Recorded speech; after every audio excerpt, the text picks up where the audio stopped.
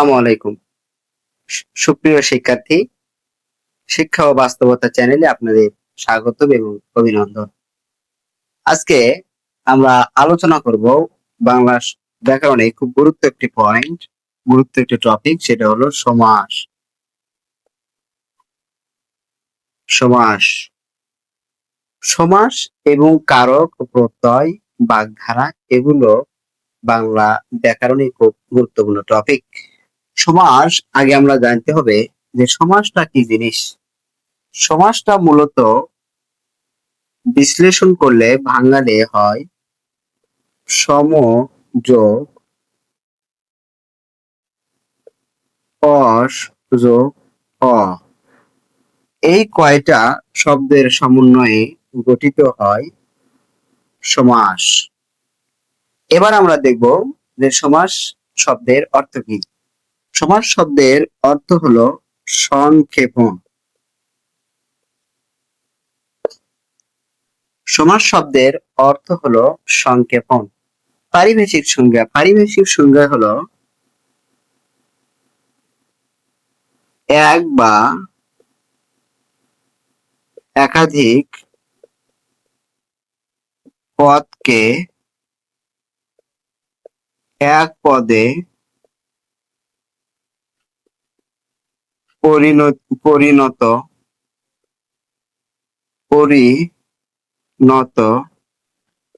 করণকে সমাস বলে।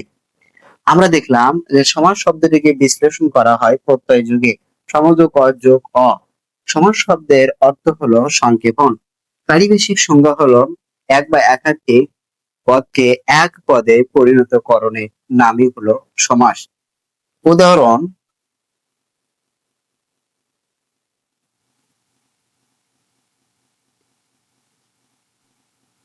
যেমন হাত পা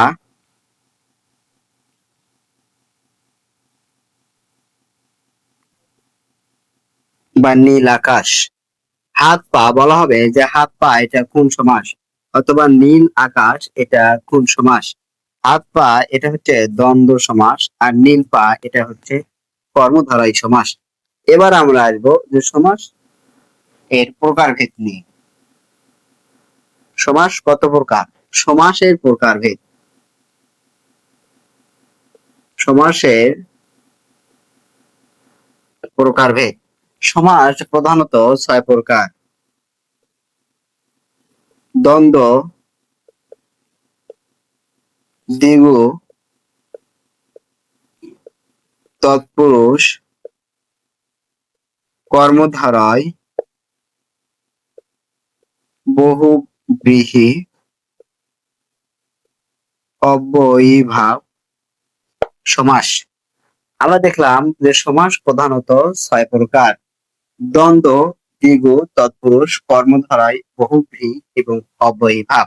কিন্তু আমরা দেখতে পাই যে পরীক্ষকরা এটাকে একটু অ্যাঙ্গেল করে বলা হচ্ছে যে পদের উপর ভিত্তি করে সমাস কত প্রকার। প্রশ্ন আসতে পারে পদের উপর ভিত্তি করে সমাস 4 প্রকার। যদি বলা হয় যে সমাস কয় প্রকার, তাহলে উত্তর হবে সমাস 6 প্রকার: দ্বন্দ্ব, দ্বিগু, তৎপুরুষ, কর্মধারয়, বহুব্রীহি এবং অব্যয়ীভাব। যদি বলা হয় যে পদের উপর ভিত্তি করে সমাস কত প্রকার, তাহলে উত্তর হবে 4 প্রকার। কি কি?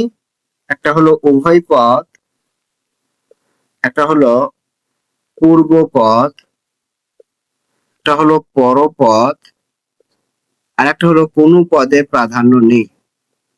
কোনো পদের প্রাধান্য নেই। তাহলে আমরা দেখলাম যে পদের উপর ভিত্তি করে সমাস 4 প্রকার: উভয় পদ, পূর্বপদ, পরপদ এবং কোনো পদের প্রাধান্য নেই।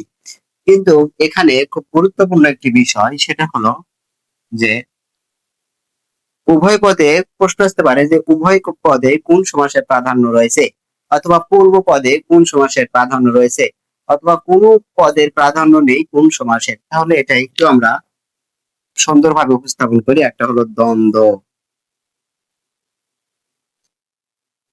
দ্বিগু, তৎপুরুষ,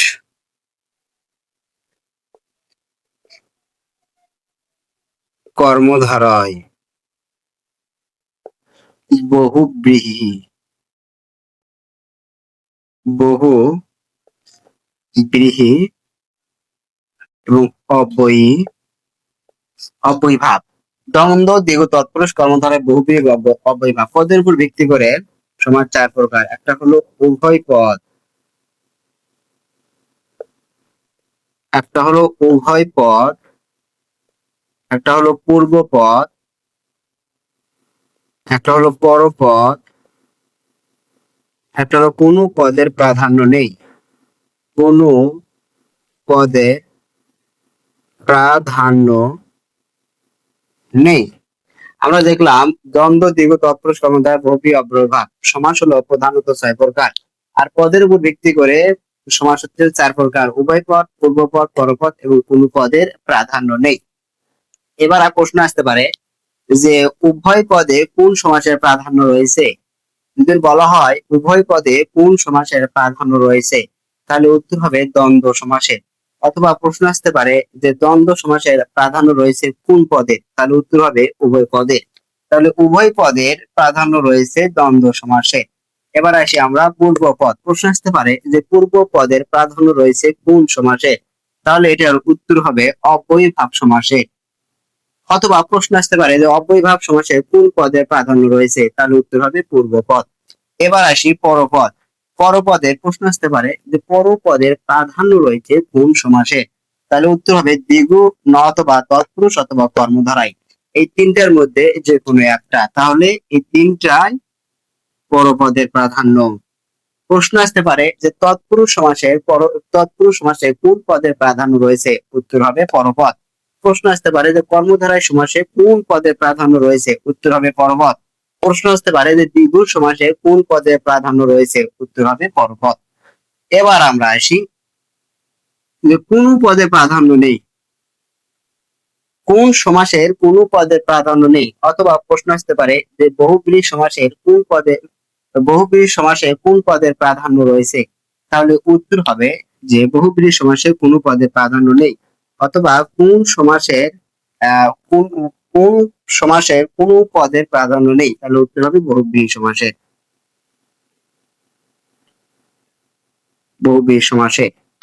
তাহলে আরেকটা জিনিস আমাদেরকে একটু ভাবতে হবে, সেটা হলো যদি প্রশ্ন আসে যে দ্বন্দ্ব সমাসের বিপরীত সমাস কোনটি, প্রশ্ন আসতে পারে যে দ্বন্দ্ব সমাসের বিপরীত সমাস কোনটি, অথবা বহুব্রীহি সমাসের বিপরীত সমাস কোনটি, তাহলে এটা হবে দ্বন্দ্ব সমাসের বিপরীত সমাস হচ্ছে বহুব্রীহি, আর বহুব্রীহি সমাসের বিপরীত সমাস হচ্ছে দ্বন্দ্ব।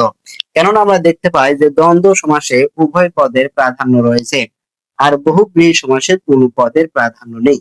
আশা করি এতটুকু বুঝতে পেরেছেন। আগামী ক্লাসে সমাসের প্রকারভেদ, দ্বন্দ্ব, দ্বিগু, তৎপুরুষ, কর্মধারয়, অব্যয় এবং বহির্বিভাগ নিয়ে বিস্তারিত আলোচনা আলোকপাত করা হবে। এতক্ষণ ভালো থাকেন, সুস্থ থাকেন। আল্লাহ হাফেজ।